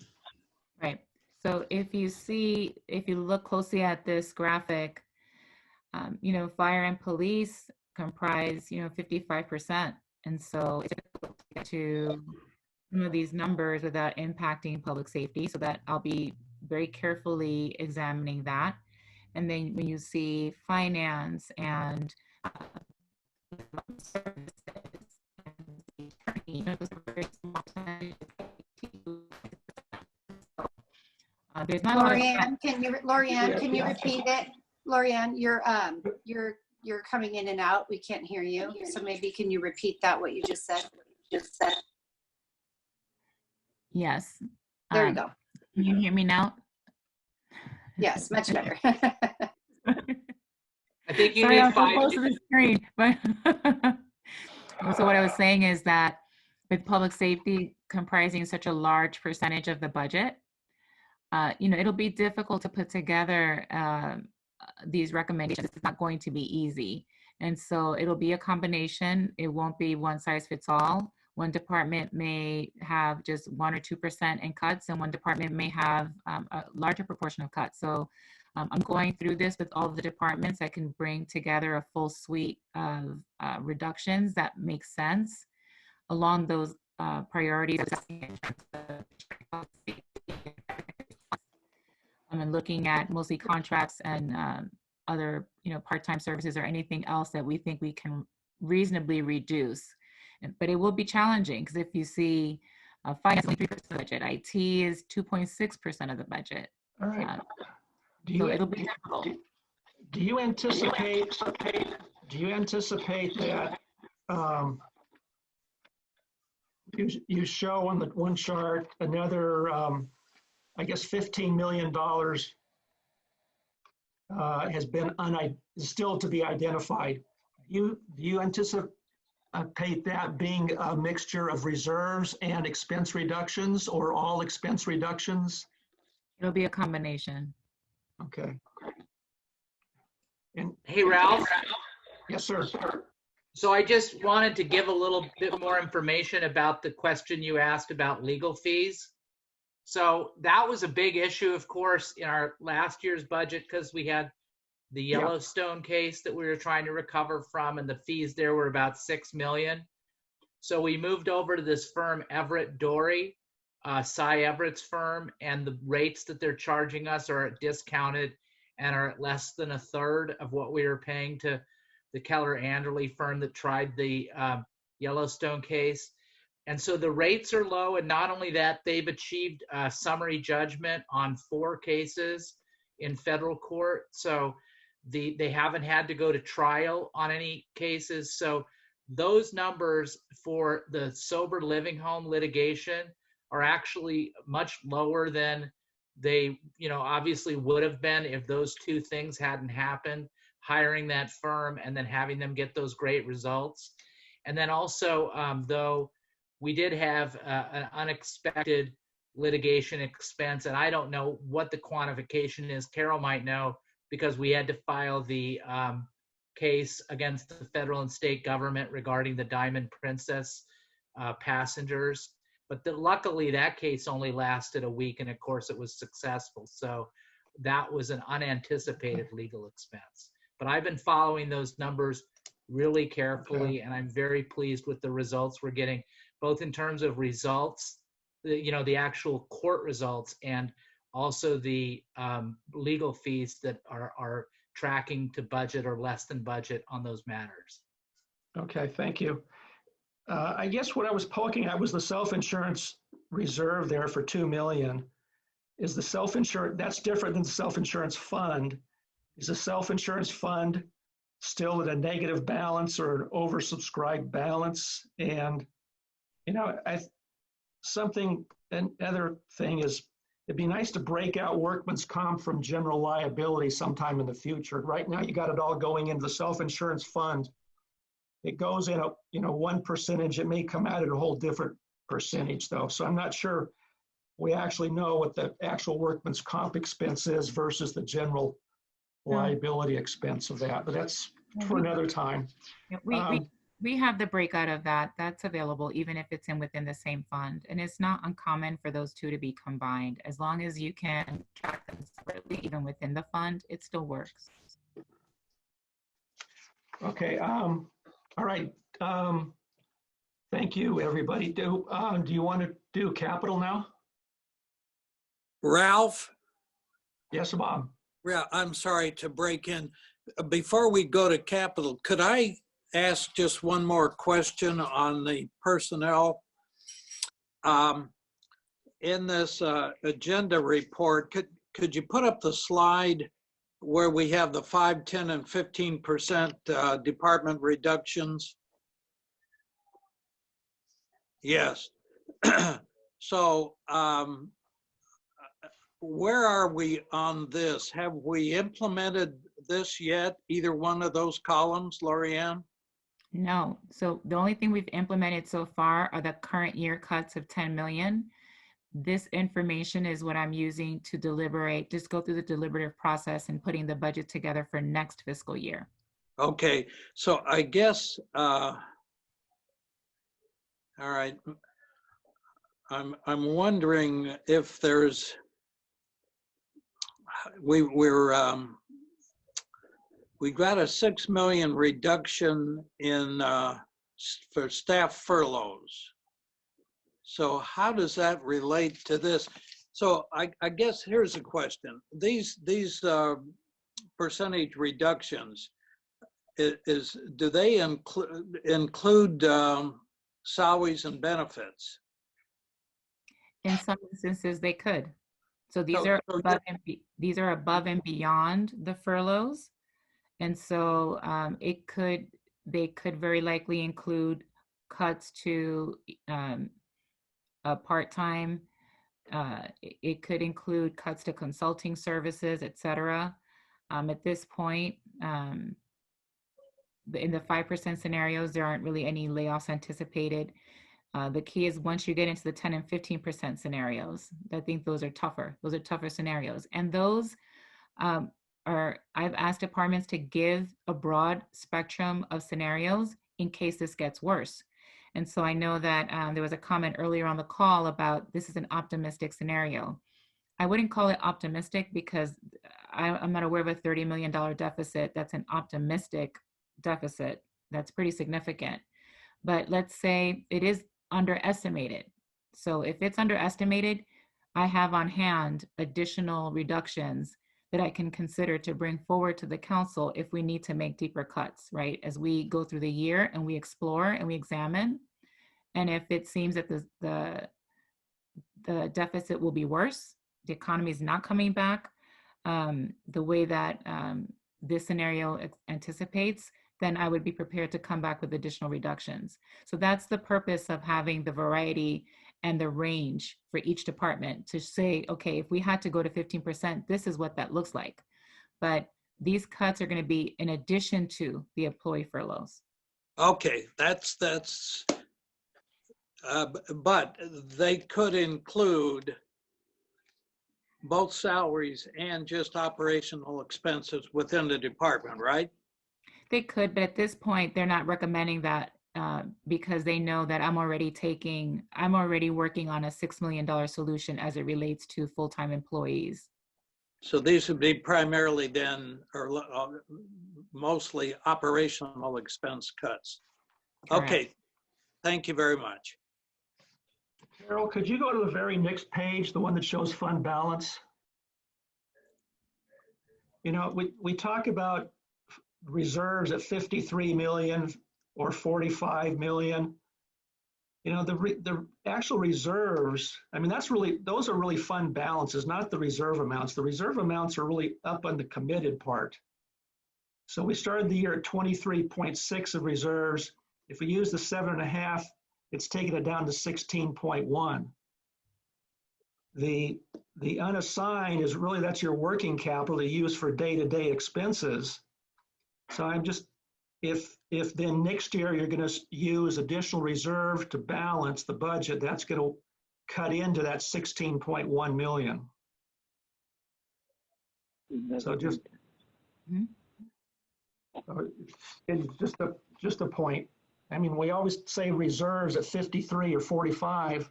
You know, I maintain that's not reserves. So can I clarify? You're not going to spend or use any of those assigned items there, except for potentially what you already proposed, possibly was the 115 trust. You're not going to use the other ones. Excuse me. There, go ahead. So, well, I'm glad you brought this up because are you saying that you think that the numbers above the label assigned, the row that says assigned, are you saying that you think that those 3 rows should total 55 million? No. Okay. No. I'm saying that when you're talking about reserves, the money you can actually tap into to utilize for COVID, it's those 3 items. You're not going to use the police retirement supplemental for COVID. You're not going to use compensated absences for COVID. You're not going to use non-spendable for COVID. You're not going to use any of that. That's already dedicated. That's already dedicated for other purposes. You could use the unassigned. You can use unassigned. You can use unassigned, but that's your working capital. So you got to be very cognizant of the cash balances. We were talking about working capital and cash supply. That's where that cash supply is, the working capital. Right, but there's also working capital that happens throughout the year as you get your revenue. Right, it goes up, and I know it goes up and down. It's just like your checking account. You go up, you know, you got your income coming in from your paycheck and you pay out your expenses. That's your checkbook. Right. Let me ask another question based on something that I think I've heard now 3 members say, that you want to use more of the declared disasters, I think it was 1.7, from that declared disasters account. And Ms. Farrell Harrison, can you address that? Because I thought what I heard you say Tuesday night was that we couldn't take, and I'm not sure if it was you or Ms. Molina, so I apologize, but what I thought I heard you say was that we could only take half of that by the current ordinance, that we couldn't take more. Is that right? Or we can take more from the declared disasters account? We can take more. I think what I was explaining was that 7.5, if the current year deficit is as high as 18.5 million, we would be taking the declared disaster reserve down by this 7.5. And then when I bring the budget forward for next fiscal year, there will be a combination of cuts and then also use of fund balance. Okay, but you could this year, there's nothing that prevents you other than a preference by you at this point. There's nothing that prevents you from taking the 1.75 additional from that 14.125 instead of pulling it from section 115. Is that right? Correct. Okay. Okay, thanks for clarifying. Is if you have to use some of the declared disaster next year, is it we're going to still be in a disaster phase next year? I mean, how long does this disaster last? That's a good question. I think at this point, the thinking is that the declared disaster would last as long as we do not have either a vaccine or a cure, medication that can cure people. And so while this is still an infectious disease and it's going somewhat unmitigated because there is no cure and there is no effective treatment or a vaccine, we'll still be in declared emergency status. Wow, that could be a long time. Okay. Okay, do you want to talk about capital? I'm sorry, before you go to capital, can I just raise one more thing? Part of the reason why and Lorianne, make sure that I'm saying this correctly, but part of the reason why we'll stay in an emergency situation is that we would not be eligible for FEMA then. As soon as the emergency ends, like if the state ends the emergency, then the FEMA funds cut off, right? So we're gonna stay in an emergency state, even though we're going to start to see things open up at various phases. We're still going to have some kind of a declared emergency, and we're going to keep our emergency declared as long as possible so that we can have access to those funds. Right, because there's still a disproportionate impact of COVID-19 on everything, all of our expenses, our workload. And so we've been diverted from the normal things that we'll be working on because we're working on pandemic response. And so in order for us to be able to receive any kind of reimbursement and honestly for the federal government to take certain actions, whether it's deploying the Defense Production Act to increase testing, to increase the production of PPE, we need to remain in that emergency status to be able to respond to the infectious disease management, to pull down resources, to be able to do things quicker, access to equipment, shared services agreements, to be able to do things quicker. And so the emergency declaration allows multiple uses for military deployment if needed, or globally to assist other countries. There are many different reasons to maintain the emergency declaration for ourselves and for our partners abroad. for the use of special funding and special mechanisms for Congress to act swiftly. So there's a lot of different advantages to the emergency declaration in terms of swift response, access to resources, and just the ability to manage the pandemic and get the economy going even as we reopen. Okay. Capital? Okay, let me turn it over to Raja. Raja, did you want to go ahead? Raja, sorry, we didn't mean to. Wake up, Raja. I'm trying to get my screen up. Wake him up, wake him up. Sharing my screen. Let's see. He's been out building roads while we've been talking.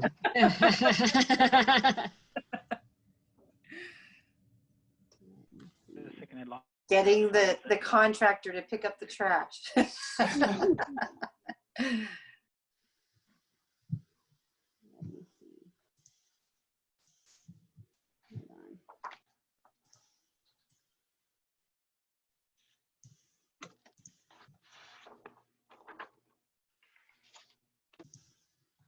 So I'm trying to get these files up on the screen, and that makes some tough time. Okay, let me see if I can help you, Raja.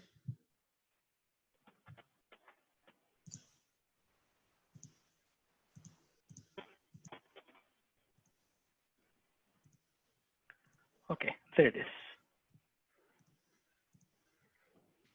Can you see the screen? Can you see the screen now? I can.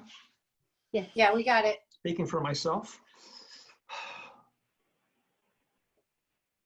Can you hear me?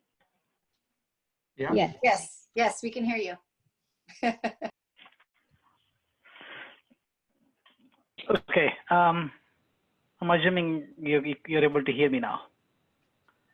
Yes. So we talked quite a bit about this global pandemic. We talked about economic disaster, unprecedented, many words, but it did definitely upend all our lives. We had a budget that we thought we were moving along, but then we had to redo our current year budget, then our future year budget. So when we went back to council in April, we did cut our current capital improvement budget by almost $6 million. It's not easy. A lot of the projects do represent a service to the community because it involves improvements to either streets or parks or other facilities that we are not able to achieve at this time. But we had to prioritize what's critical. In some cases, while we deferred the projects, we deferred to a future year to use mainly funds that are restricted funds. So we are coming back with some projects that were removed last year, in April, and we're coming back in this fiscal year with new funding. With that, for the 2021 budget for the CIP portion, our total funding request is almost $13.8 million and $13.9 million. And that represents a 21% reduction, almost $3.7 million reduction compared to the adopted 1920 budget. And if you look at the CIP portion of it, it's approximately $2.2 million. And that's more than 50% reduction from the last year budget of $4.6 million. So we did take down the CIP portion quite a bit, and we're using our other restricted funds to fund some of the projects, as well as using it for some operating budget also. So what you see here are some of the. Let me just focus on the CIP portion, which is Fund 401. And as you can see in Fund 401, bulk of the $2.2 million, one's for the elevators. I can't believe I'm talking about elevators again. We fought for that last time around, and we gave that up. but we did get bids on the project, and it's under $700,000 range. It's $650,000 approximately, and we're ready to award the project, and then we had to hold it off. But we did ask the contractor to extend the bid until end of July to see if it gets funded, then we can award the project. The other big share that you see is for citywide street improvements, and it's at $800,000. And again, it's significantly less than what we have funded before. But then again, you know, we want to be cognizant of the situation we are in. We want to make sure that we figure out a way to come up with a budget that's reasonable, and also try to meet the maintenance of effort requirement. Carol hinted at that earlier. Both OCTA and the state, when they give us the RMRA funding, and OCTA when they give the Measure M2 funding, they require that we spend a minimum of a certain amount. And our actual estimated amount for next year is $8.6 million. And we are trying to work with OCTA to give us a relief on that. And I think we'll be somewhat successful. So we're still talking. Today I had almost an hour discussion with their executive team on that item. So we are hoping that we will be successful. And the other items, the other big projects that you see, one of them is the bridge shelter. On that one, it's approximately a $4 million construction budget on that one, and we are hoping for grant funding of approximately $2 million that will be used. I know we are going after $3 million, but at least $2 million would be used towards construction, and rest of the money is coming from CDBG allocations. The other significant projects are we have an intersection improvement at Adams at Pine Creek. This was discussed with by committee before, and we also had discussions with Orange Coast College. They chipped in with $250,000, and then we had received a grant from OCTA through their, and so this is grant funded. With You're breaking up, Raja. Same thing, we're using traffic impact fees.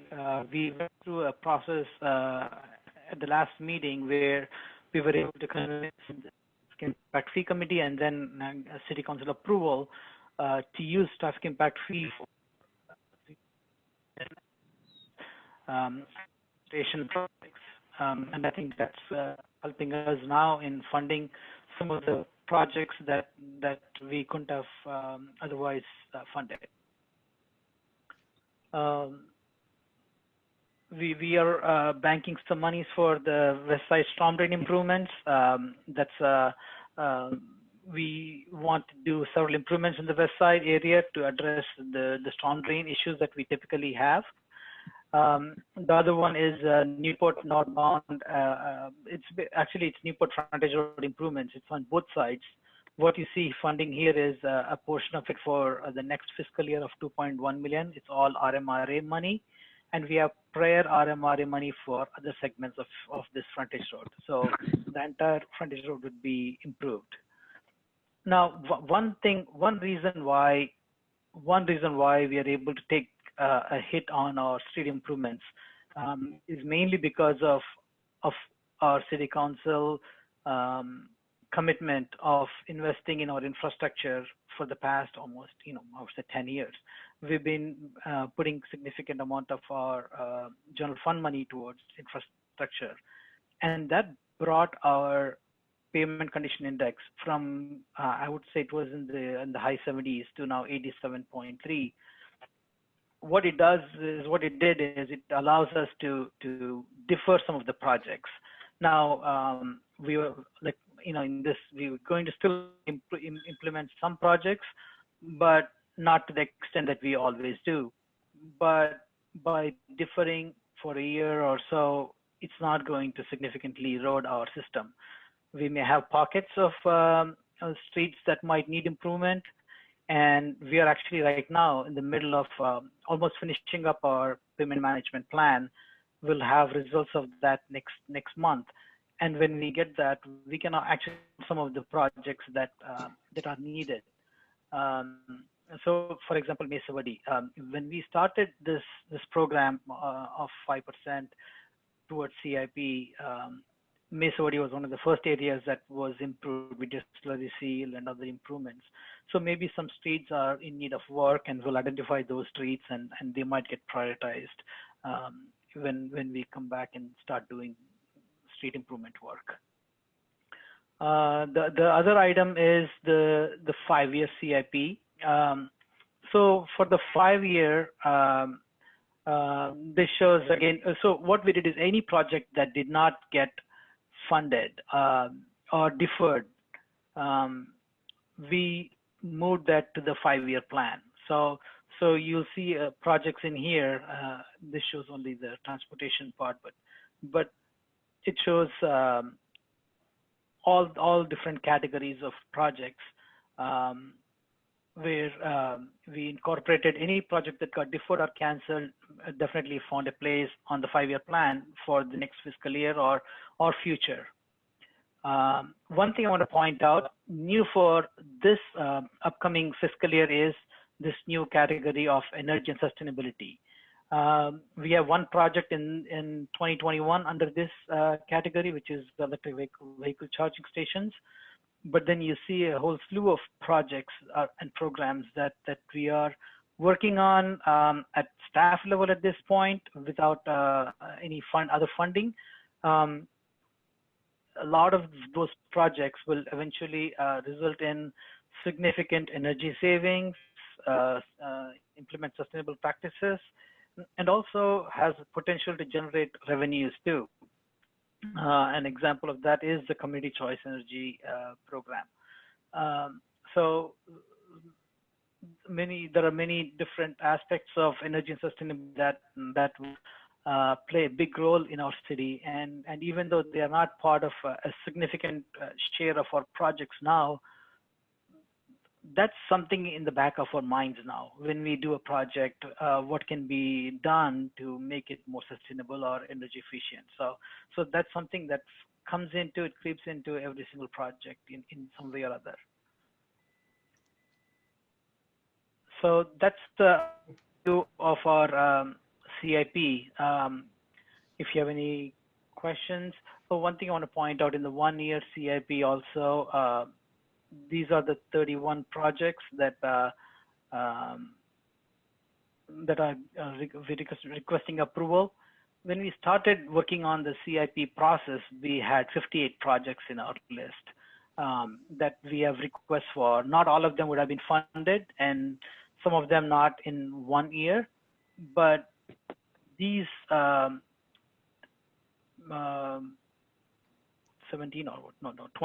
27 projects are deferred to future fiscal year. And some of them are big projects like Fire Station 2 and Fire Station 4 improvements and important projects like PD range remodel or pocket park, skate parks, or other skate park improvements. So there are many other projects that we have deferred for a future fiscal year. Okay. So with that, you want questions? Let me stop the share. So let's try and do this quick. Al? I'm good. Anna? I'm good. Thank you. Tom, Arnold? No questions. Okay. Okay, Tom Pollock. You guys took me literally when I said quick. Muted. I'm good. Tom? I'm Pollock? good. Oh, Robert Juneman.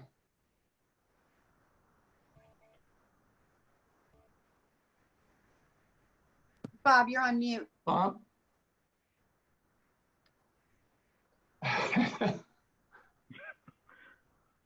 I'm sorry, no questions, thank you. Okay, wow, this is fast. Wendy? I'm fine. That's fine. Okay. I'm a process guy. So in the current year, $6 million worth of projects got deferred or canceled or whatever, I guess. How many of those are now in the new budget, or let's say next year's budget, in this 2.2 million under, just looking at CIP Fund 401? Did you just move those? If they were deferred from the current year, did you just move them to next year, or some getting canceled completely, or moved to 5 years from now, or? So Ralph, a lot of them actually, so the way we started the process again for this year was we had those list of projects, but then we asked each department to again submit to us what they think are priorities. So they did submit, even though we had those in our list, we did ask again for that input, and we received input from all departments, and that's the 58 projects that you see on the list. I have to check. A lot of those are actually projects from last year too that were deferred. However, when the pandemic, all this happened, that whole process had to be changed significantly, and we had to go back and redo the whole priority list. All right. To basically limit to what can be done with restrictive funds versus unrestricted funds. Okay, so it sounds like the priorities on a lot of these projects changed then. It changed from the department perspective. It changed from the funding perspective. Okay. Maybe I misunderstood, but you were talking about the bridge shelter, the $2 million showing under the grant funding? That's right. Is that grant funding been obtained, or that's TBD, or? It's TBD. So if we don't get a grant, city doesn't get a grant, what does that mean for the permanent shelter? It won't get. At this point, according to Susan, we have a very good chance of getting this funding. She has been communicating very frequently with all the people involved in that one, and looks like we were the only facility type of a project that's in the run. So we have a very good chance of securing this. Okay, but if the city doesn't get funding, there's a risk to that project then? At that point, we will revisit. We'll see what can be done at that point. Okay, all right. Is the 800K you mentioned for street improvements, is that, I guess you've got this, what is it, MOE requirement? Yes. Is that under the normal MOE requirement? Did I understand what you were saying with OCTA correctly? At this point, we are, it could be very close to meeting the MOE requirement, but we have to go through some more calculations, and also how the operating budget also out, because some of the operating money also factors into the MOE calculation. Okay, so it's right on. Okay, got it. That out. Okay, got it. Thank you. That's all I think I had on capital. Carol or Lorianne, or actually, I come back to Katrina or John. Do you have comments? I didn't mean to ignore you guys. No, Ralph. I'm still here. I made my comments, I think, along the way. Okay. Madam Mayor? Same with me, other than just to say that we continue to advocate for, on the maintenance of effort, the MOE. We've written letters. There's a coalition of mayors that have written letters to OCTA. We're trying to get them to waive the maintenance of effort for a period of time.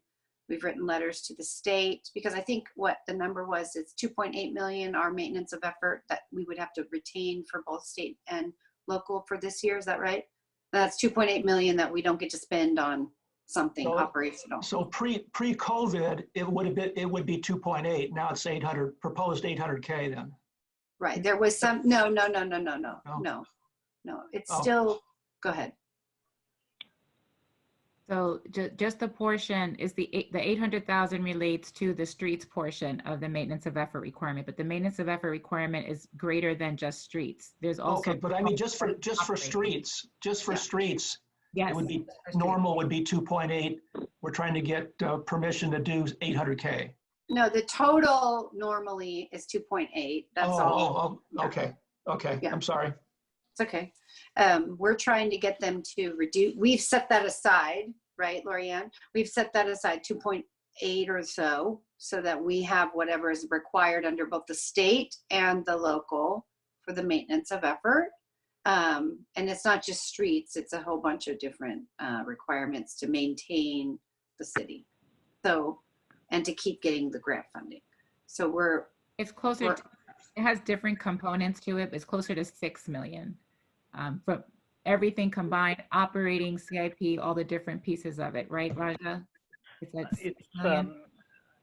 it's 6 million for the state, and it's almost, today's rate is about 7.3 million for OCTA. What was the 2.8 million then? I thought that was what was in the chart that you gave to us at the council meeting. I have to, it could be the street portion of it. I have to check on that. Okay. All right. Well, and at any rate, whatever the number is, it's a lot of money, and we're trying to get them to waive it so that we can actually have access to those funds right now when we need the cash, and we can go back to it at some other time, both at the state level and at the local level. Yeah, it's a real balancing act, right, between the different maintenance of effort requirements that are not all the same, and then balancing all of that with the city's deficit, and then balancing it with all of our operating needs. It's Raja's done an incredible job of walking a tightrope here with a little bicycle and all these juggling balls in the air. So, yes, for sure. Probably have the toughest role in terms of balancing all of these competing interests, for sure. And so we've sent the California Coalition of Mayors has sent a letter. The Orange County mayors have sent a letter. I sent a letter on behalf of the city. That's on one area. We're advocating for the HEROES Act funding, which would be direct funding that comes directly to the city for 300,000 population or fewer, because right now the money, both from the state, the governor's budget, the money is projected to go to the county again. And in the federal CARES Act money, it went to the county. And it's just too hard because we can't afford to front those costs. At some point, we're not going to have extra money to be able to front costs to get reimbursed. And so we have been advocating, this is a bipartisan issue across the board. All 34 mayors in Orange County, as well as the Board of Supervisors. And was the city managers, were they on that letter too, Lorianne? I can't remember. I know that the county wrote a letter that we all signed. So the electeds, yeah, the city managers have been lobbying as well. Yeah, so just to give some funding to bridge this time as businesses reopen. And we have Southwest Plaza now open for curbside, and they have a wonderful production going on out there. It's very easy. I mean, you can call in to or order online, and they'll send you to a lot. They text you when you get there. It's no contact. So that's good. Urban Outfitters at the lab has a similar drive up, no contact system that's going on. And then at the People Seeds Market, where they have Patagonia, et cetera, over at the camp, you can actually call a number, and then they'll FaceTime and take you around the store, and you can order whatever you want on the phone and then go pick it up curbside. So for now, that's what's going on. Surfside has been open, and they're doing a lot of business. I heard 20,000 on Saturday they did, so that's good. And So we'll keep doing what we can to get these businesses open, and hopefully some revenue will come in sooner rather than later. Yep. Purchase your items in Costa Mesa. That's right. That's very important. Please. Helpful. Yeah, because, and I know you all know this, but I'll just remind you, you know, when your neighbors in Mesa Verde go down the hill, they're giving their tax dollars down the hill to Huntington Beach, and it's not coming. Same with you, Wendy. When your neighbors go down the hill, it's all down the hill. You're not giving them to Costa Mesa. And so we've been really pushing, and I know you're going to start to see Dan Inlow's back program. There's a website that's going to be launching, and we're really pushing to shop local, because not only does it help the local business, which a lot of them are family owned, but it also brings our sales tax dollars back in. And when you shop on Amazon, we don't get those sales tax dollars. So just remember that. We don't get the sales tax dollars when you shop on Amazon. Can I say something? I just want to jump in here and say something regarding what Katrina was talking about. The other thing is, you know, you guys are focused on finances. You're also ambassadors, and you have a high kind of level of visibility in the community and respect. And so one of the things that we're doing that's so important in this Restore Costa Mesa recovery team is emphasizing with our different business sectors that we want to be known as the safest place to shop, the safest place to visit.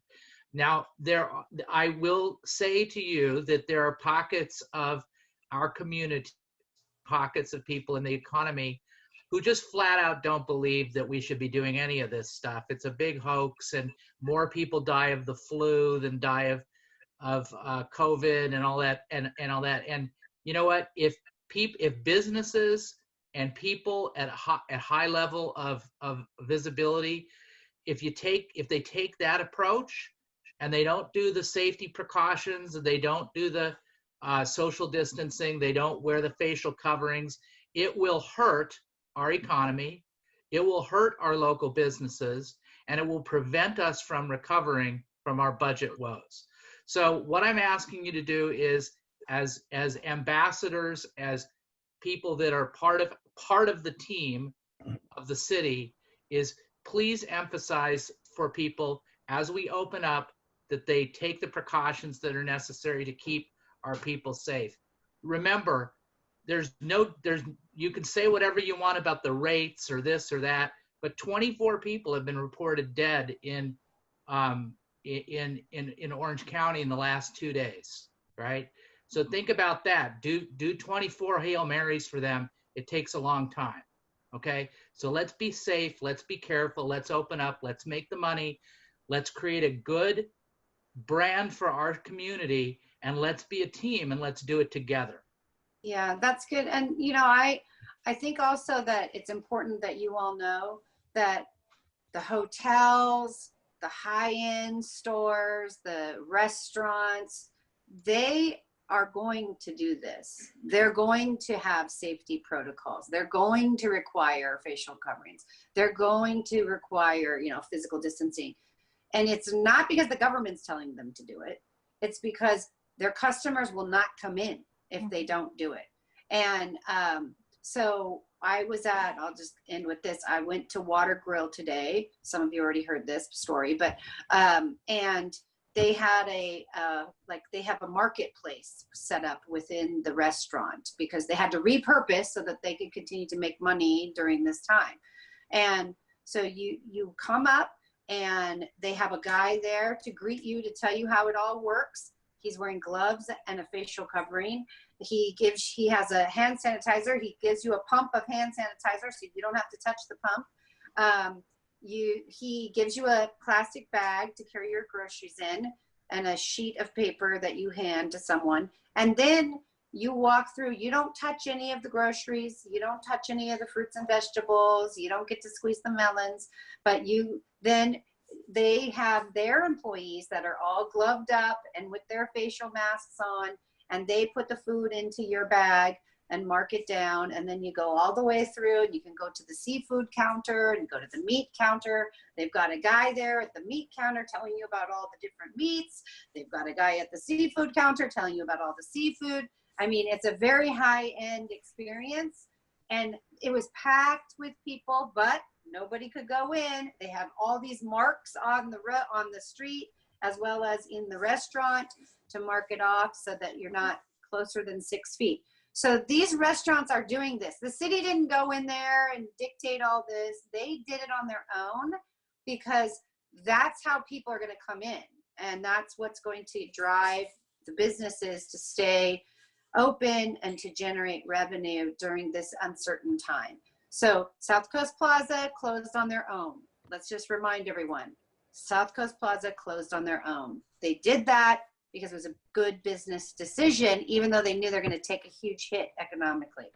And so now South Coast Plaza has been working very hard to figure out a way to kind of open back up, but do it safely so that their customers who expect it to be safe can come back. So I hope that you all will help us to spread that message that, I mean, these protocols and things, this is just going to be what we can expect over a period of time until we can kind of eradicate this virus. So thanks for listening.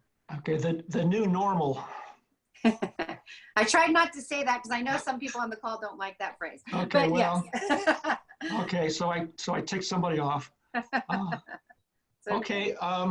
There's a no-win situation in this environment. Nothing you do is good enough. So I'm just getting used to it. I think, are we, Carol, Lorianne, are we set?